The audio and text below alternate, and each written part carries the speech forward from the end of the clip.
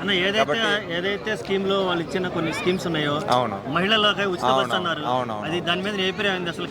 అదొక్కటైతే నేను కొంచెం నెగిటివ్గా తీసుకుంటా బ్రో. కొంచెం కాదు, అది మోస్ట్లీ. ఎందుకంటే ఇప్పుడు మీరు చూసుకుంటే కనుక బస్ స్టాప్లో ఇప్పుడు ఏదైనా సిటీ బస్ అయినా లోకల్ బస్ అయినా కానీ లేడీస్ చాలామంది నిలబడితే ఆపడానికి ఆలోచిస్తారు.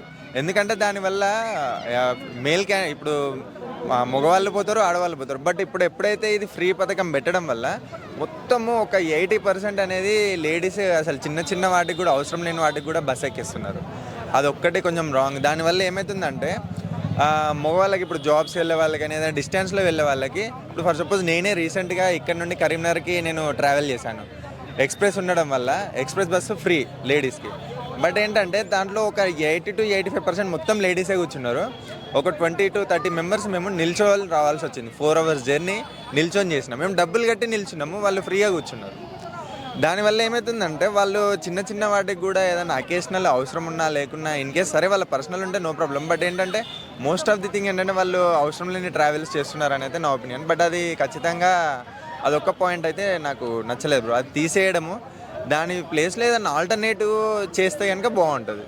ఎందుకంటే క్రోడ్స్ ఆఫ్ రూపీస్ అనేది ఇన్వెస్ట్ చేస్తున్నారు కాబట్టి దాని ప్లేస్లో ఆల్టర్నేట్ చూస్తే బాగుంటుంది అనేది నా ఒపీనియన్. ఇప్పుడు అట్ ద సేమ్ టైం టీఎస్ని టీజీగా మార్చడం, అలాగే తెలంగాణ తల్లి విగ్రహంలో మార్పులు చేర్పులు చేయడం, ఈ సినారియోను ఎలా తీసుకోవాలంటారు? అది ఇప్పుడు ప్రీవియస్ గవర్నమెంట్ కూడా ఏపీ నుండి టీఎస్ చేంజ్ చేసి తర్వాత వాళ్ళు ఏమన్నారంటే అది టీఆర్ఎస్ ఆర్ తీసేసి టీఎస్ పెట్టుకున్నారని చెప్పి వీళ్ళు టీజీ చేసేళ్ళు.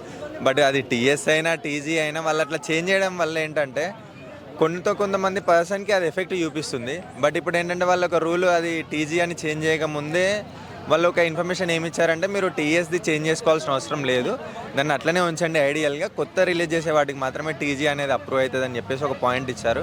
బట్ దానికి అంత అవసరం లేదు. వాళ్ళు ఇన్నర్గా ఈ ఒక పాయింట్ అనేది రేజ్ చేసి దాన్ని పెట్టారు. బట్ అది చేంజ్ చేయడం వల్ల పెద్ద జరిగేదైతే ఏం లేదు. ఇంకొకటి తెలంగాణ తల్లి విగ్రహంలో మార్పులు చేయడం అనేది అయితే కొంచెం అది అవసరం లేదు బ్రో. ఎందుకు అని అంటే కనుక ప్రీవియస్లీ వాళ్ళు ఆలోచించి కొన్ని ఏంటంటే మనకి బతుకమ్మ రిలేటెడ్ కానీ కొన్ని వాళ్ళకి ఏవైతే మన తెలంగాణ రిలేటెడ్ ఏవైతే ఉన్నాయో దాన్ని తీసుకుని అది ఆవిష్కరించిళ్ళు. బట్ వీళ్ళు మళ్ళీ దీన్ని కొంచెము భరతమాత స్టైల్లో తీసుకురావడం చేసి కొన్ని చేసిళ్ళు. బట్ అదైతే అంతగా అవసరం లేదనే పాయింట్ అదైతే. బట్ మనకి ఏంటంటే మెయిన్గా ప్రజలకు ఏవైతే ఉపయోగపడతాయో వాటి మీద ఫోకస్ చేస్తే బాగుంటుంది. వాళ్ళు కొన్ని ప్రజాపాలన రిలేటెడ్లో కొన్ని పాయింట్స్ ఇచ్చారో అవి బాగున్నాయి, వాటి మీద ఫోకస్ చేసి కొంచెం ఇంప్రూవ్ చేస్తే బాగుంటుంది. అంతకు మించి ప్రాబ్లం అయితే వీటి మీద అంత ఫోకస్ చేయాల్సిన అవసరం అయితే లేదని నా opinion. Okay, at the same time Telangana government ఇంకో నిర్ణయం కూడా తీసుకుంది. ఏదైతే డీజిల్ ఆటోలు ఉన్నాయో, పెట్రోల్ ఆటోలు ఉన్నాయో వాటిని కూడా కొంచెం నిర్మూలించే అవకాశం ఉంది. 15 ఏళ్ళు దాటిన వెహికల్స్ని కూడా నిర్మూలించే అవకాశం ఉందని కొన్ని స్టేట్మెంట్లు ఇస్తుంది. దీని మీద ఎలా? యాక్చువల్గా ఏంటంటే అది ఇప్పుడు కాదు, ఒక 15 years వెహికల్ యూసేజ్ అయిపోయింది అంటే దాన్ని చేంజ్ చేయాలని చెప్పేసి ఎప్పటి నుండో మన సెంట్రల్ కానీ స్టేట్ కానీ దాని మీద ప్రాసెస్ అనేది జరుగుతున్నాయి. ఎందుకు అని అంటే అది పొల్యూషన్ అనేది ఇంక్రీజ్ చేస్తుంది, మనకి ఎన్విరాన్మెంటల్ పరంగా ఎఫెక్ట్ అవుతుంది అనే ఉద్దేశంగా అది ఆ కన్సర్న్ ఉంది. బట్ అదైతే ఓకే, అది ఒప్పుకోవచ్చు. బట్ కొంచెం మిడిల్ క్లాస్ వాళ్ళకి కొంచెం ఇబ్బంది అయ్యే ఛాన్స్ ఉంటుంది. బట్ దానివల్ల మనకే ప్రాబ్లం కాబట్టి ఇప్పుడు ప్రజెంట్ కాదు, ఫ్యూచర్లో దాని ఎఫెక్ట్ ఉంటుంది. ఇప్పుడు రీసెంట్గా మనం ఆల్రెడీ చూస్తున్నాం బెంగళూరు, ఢిల్లీ సిచ్యువేషన్ అయితే చాలా వరస్ట్గా ఉంది. సో అక్కడ ఆల్రెడీ ఇంప్లిమెంట్ చేసేసి 3 days డీజిల్, 3 days వాటిని యూజ్ చేయొద్దని చెప్పేసి కూడా పాయింట్ అనేది ఏదైతే జరుగుతుందో, మనకు అట్లాంటి సిచ్యువేషన్ ముందే రాకముందే ఇక్కడ దాన్ని ఇంప్లిమెంట్ చేస్తామని ఒక ఆలోచనలో ఉన్నారు కాబట్టి అదైతే ఓకే, కంపల్సరీ దాన్ని మనము యాక్సెప్ట్ చేయొచ్చు. అంటే అంత రెడీగా ఉందా సిటీ కానీ ప్రజలు కానీ? అంత రెడీగా లేరు. అదే ఇప్పుడు అంత రెడీగా లేరు, ఎందుకంటే అది మిడిల్ క్లాస్ మీదనే మోస్ట్లీ ఎఫెక్ట్ చూపిస్తుంది. ఇప్పుడు ఉన్నోడు ఎట్లయినా దాని ప్లేస్లో ఆల్టర్నేట్ వాళ్ళ ఇంట్లో 2-3 ఉంటాయి కాబట్టి యూజ్ చేసుకోవడానికి ఉంటుంది. బట్ ఎట్ ఏ టైం సడన్గా ఇమ్మీడియట్గా అనేది కాకుండా దాన్ని ఆల్టర్నేట్ వేలో ఇలా కొన్ని ఇప్పుడు ఈవీ వెహికల్స్ మీద సబ్సిడీ లాంటివి ప్రొవైడ్ చేస్తున్నారు కదా సెంట్రల్ నుండి అట్లా. సో స్టేట్ నుండి కూడా కొంచెం వీళ్ళు ఇంక్రీజ్ చేసి మిడిల్ క్లాస్ వాళ్ళకి ఉపయోగపడే విధంగా ఏదన్నా తీసుకొని వచ్చి దాని ప్లేస్లో దీన్ని ఆల్టర్నేట్ చేయడం అట్లా కొంచెం చేసుకుంటూ పోతే జరుగుతుంది.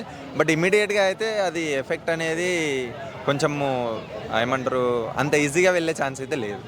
ఇది మూసీ నది ప్రక్షాళన చేస్తా ఉంటాం, వాళ్ళందరినీ లేపేయటం, వాళ్ళకి డబుల్ బెడ్రూమ్లు ఇస్తా అంటాం, వాళ్ళకి ఇష్టం లేకపోయినా మేము ఎక్కడే ఉంటామన్నా కానీ ఇల్లు చేయటం, ఇదంతా ఎట్లా అంటే ఏదో ఒక పబ్లిసిటీ కోసం చేస్తున్నట్టు, లేదంటే ఒక అటెన్షన్ క్రియేట్ చేయడం కోసం మేమేదో చేస్తున్నాం అని చూపించుకోవడం కోసం చేస్తున్నట్టుంది. కానీ యాక్చువల్గా ప్రజల మనోభావాలు ఏంటో తెలుసుకునే ఉద్దేశం అయితే ప్రభుత్వానికి ఉందంటారు అసలుకి?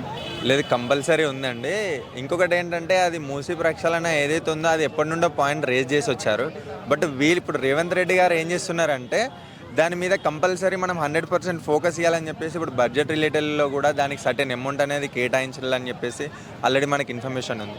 అది చేస్తున్నారు. వాళ్ళకి అడగడం జరిగింది ఆల్టర్నేట్ వేలో మీకు ఇక్కడ ప్రొవైడ్ చేస్తామని. ఎందుకంటే ఇప్పుడు అక్కడ గుడిసెలు వేసుకున్న వాళ్ళు కూడా ఉంటారు. సో వాళ్ళకి డబుల్ బెడ్రూమ్ ఇవ్వడం వల్ల వాళ్ళకి కొంచెం పాజిటివ్ అవుతుంది కానీ నెగిటివ్ అయితే కాదనేది నా ఒపీనియన్. అది ఖచ్చితంగా చేస్తే మనకే ఫర్దర్గా అది ఒకప్పుడు మంచినీటి సరస్సుగా యూజ్ చేసుకున్నదని మనకు ఆల్రెడీ ఇన్ఫర్మేషన్ ఉన్నది. కాబట్టి దాన్ని ఒకవేళ చేస్తే కనుక ఖచ్చితంగా మనకు ఉపయోగపడేదే తప్ప అది లాస్ అయితే కాదు.